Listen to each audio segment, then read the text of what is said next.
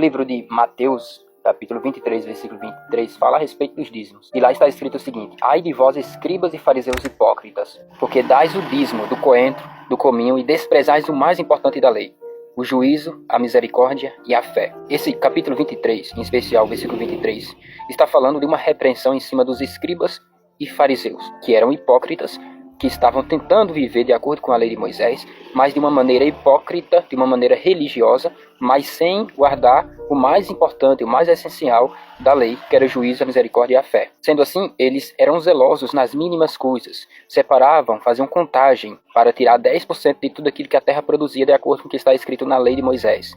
Nesse sentido, eles eram praticantes, eram zelosos nessas coisas, mas tropeçavam no amor, na misericórdia e na fé. Sendo que Jesus disse que o cumprimento da lei e dos profetas é o amor. Quando nós amamos a Deus acima de todas as coisas e o próximo como a si mesmo, estamos guardando toda a lei. O erro dos escribas e fariseus, que eram hipócritas, era justamente esse. Eles tentavam praticar a lei de Moisés, mas não amavam o próximo, não amavam a Deus acima de todas as coisas. Eles tropeçavam naqueles maiores mandamentos, que é o de amar a Deus acima de todas as coisas e amar o próximo como a si mesmo. Sendo assim, eles acabavam pecando contra a própria lei de Deus. Sendo assim, nesse contexto, a repreensão de Jesus não é sobre a igreja.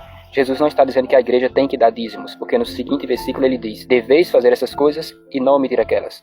Jesus não está dizendo que a igreja, que os gentios, hoje na graça, no Novo Testamento, na Nova Aliança, deve dizimar. Jesus está falando dos escribas e fariseus, que naquele período, naquela época, naquele texto, estavam sobre a lei. Inclusive o próprio Jesus Cristo também vivia de acordo com a lei de Moisés para que se cumprisse as profecias, que ele é o Cordeiro, imaculado, sem manchas e sem pecado, que foi fiel até a morte e morte de cruz. Jesus mesmo falou: eu não vim destruir a lei, mas cumprir a lei. Então nesse contexto não é uma repreensão em cima da igreja.